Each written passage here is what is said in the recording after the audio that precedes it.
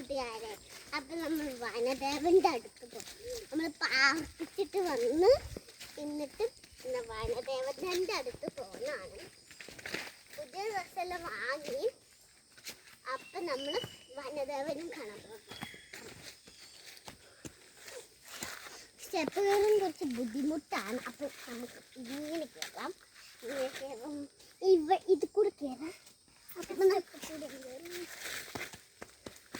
നമ്മൾ വനദേവതനെ കണ്ടു.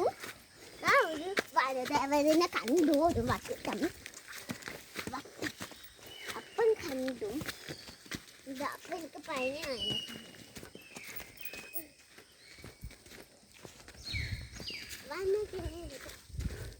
അപ്പൊ ഗൈസ് ഇത് വനദേവതയാണ്. ഇത് വനദേവതന്റെ സ്ഥലമാണ്. വനദേവത ഇവിടെയാണ് ജീവിക്കുന്നത്. അപ്പൊ നമുക്ക് വനദേവതന് നമുക്ക് പ്രാർത്ഥിച്ചിട്ട് നമുക്ക് ചെരുപ്പഴിക്കാം. നമ്മൾ ചെരുപ്പഴിക്കാതെ വനദേവത. അപ്പൊ നമുക്ക് എടുക്കാം. നമുക്ക് പ്രാർത്ഥിക്കാം. അവിടെ ഒരു ദൈവമുണ്ട്. അതാണ് വനദേവത. ഇതാണ് വനദേവത. ശ്രീ വനദുർഗ.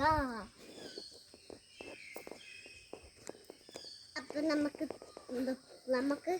നമ്മുടെ പൂയ കാണാം.